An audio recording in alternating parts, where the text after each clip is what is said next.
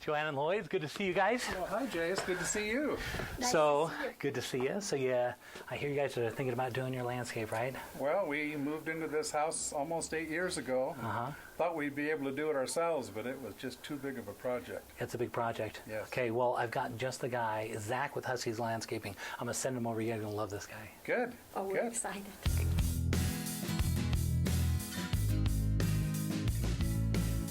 Glad to be here. Let me know, give me some ideas of what you want to do back there.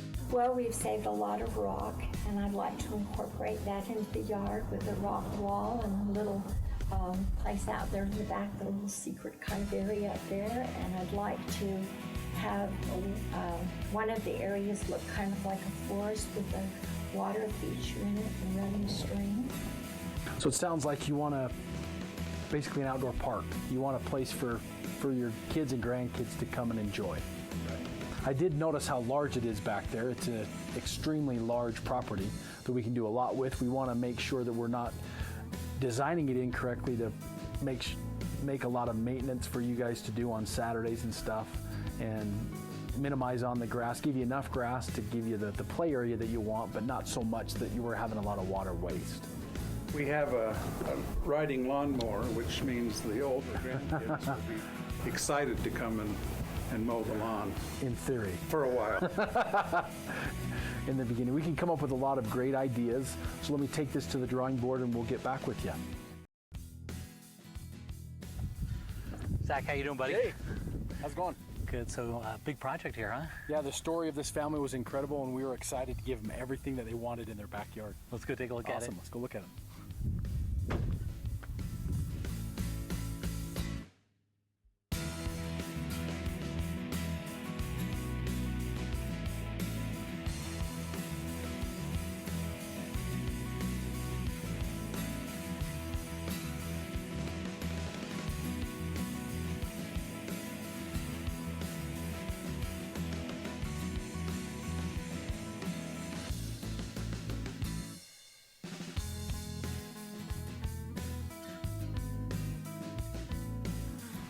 Zach, this is incredible. It looks like a park back here.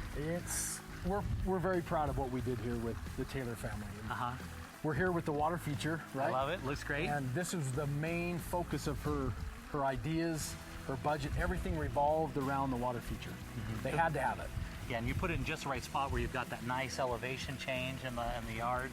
Yeah, I agree. They had some existing trees and shrubs here, so we wanted to utilize the natural elevation change to get the rippling water that you need for a water feature. So it doesn't have look that like sound, right? Yeah, you don't want to have this big volcanic looking water feature that doesn't look like it's Yeah, it doesn't fit in the landscape. correct. Okay, so now they had a big pile of rocks, and I assume these are the same rocks that you used. That was a really smart thing that the homeowners did. They, in the excavation of their house about 10 years ago, they had a bunch of rocks, because we're out here in Harriman, Riverton area, it's really rocky, and they had built a home before they knew that there was a lot of excess and hauling material off and bringing it back in. So the builder was trying to charge them to haul them off, and they said, no, just leave them. We'll utilize them sometime in the future for a water feature. And this is what they did? Yeah, it was a savings of probably $800 to $1,000 that they were able to save, that we didn't have to charge them. All we needed to do is get the liner, the pump, the skimmer box, and the biofalls to be able to create this.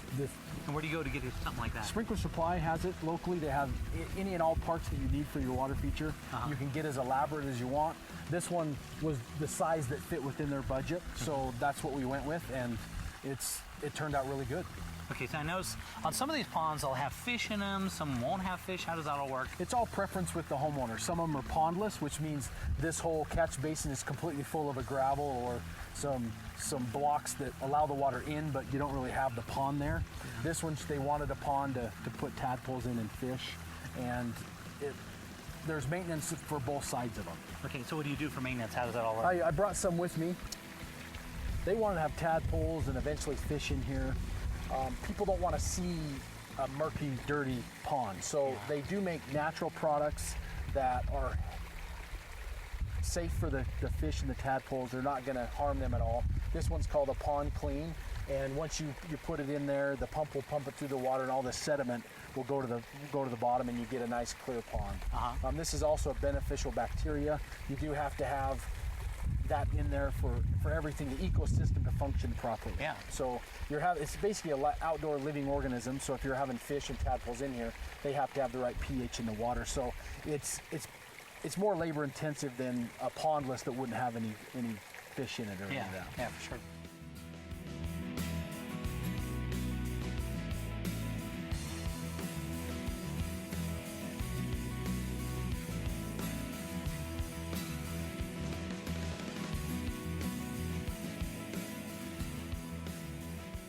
Park is the theme that we had for this backyard, so remember that. And we're kind of standing here in the playground, which is the theme of the park. And some might look at this boulder and think that it's really odd. Why is it sitting there? This was dug out of the excavation of the footing and foundation with the other rocks, and they wanted it in the water feature. But I was thinking, I've got younger kids, and that's going to attract them there. Yeah, because they're going to go play on the fountain. It's got a nice little slope to it, and they can come and just play on it, and they'll probably play on this more than the purchased playground. Yeah, and so what's a rock like that cost? That's a huge savings to them, because it's, if they were to have just one of these rocks delivered, probably $400 or $500 in savings. So tell me a little bit about this, the material that they used down. The software, I remember when we were kids, it was pea gravel. Yeah, right. I remember in West Valley falling off a swing set, and it was all caked into my face. Yeah, right? and you have to go dig it out, right? So it's a better product now that you put it thick enough that it actually kind of acts as like a sponge. So it's really popular right now. It's safer than just what we used to play on. That's great. And so I noticed you also put a trampoline over there. Trampoline is a proprietary way that we are able to dig it into the ground so that you don't have to put this big, massive structure around it.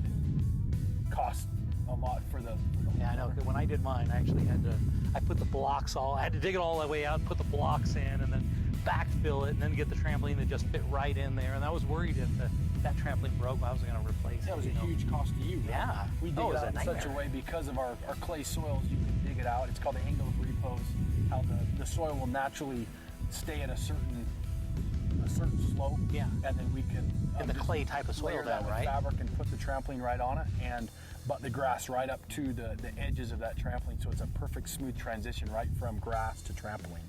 There's not an extra hazard to hit your head on or something. That's great. So around the yard, you notice that we use as much bark mulch as we can to cut down on the watering, but enough that they have that outdoor park or that theme that they're looking for. Yeah, this is a big yard. How big is this? I think it's about 3/4 of an acre. Yeah, that's a lot of grass, and a lot of grass to water. Yeah, the story behind it was I think the developer was supposed to have like a little city park here, but they opted out of that or were able to sell the property, so they basically got this massive yard. Yeah. And they didn't want to put it all in grass so that they can have enough to play on, but not so much that they have to maintain it and mow it.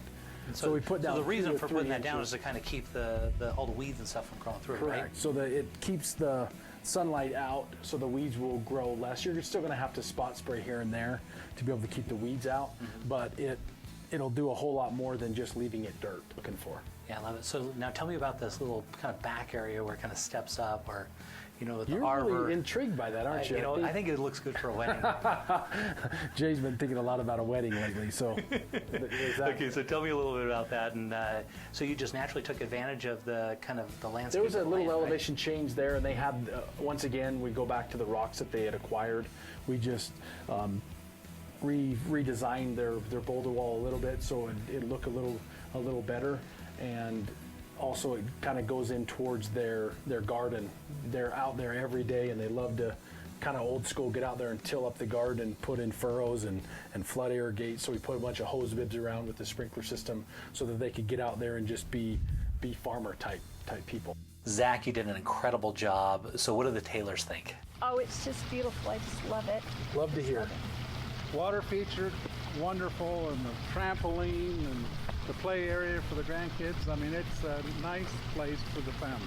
I love all the trees. I love showing it off. Everybody thinks it's We'll invite beautiful. all the grandkids, all the kids over and enjoy your backyard for a lifetime to come. Thank you so much. Thank you.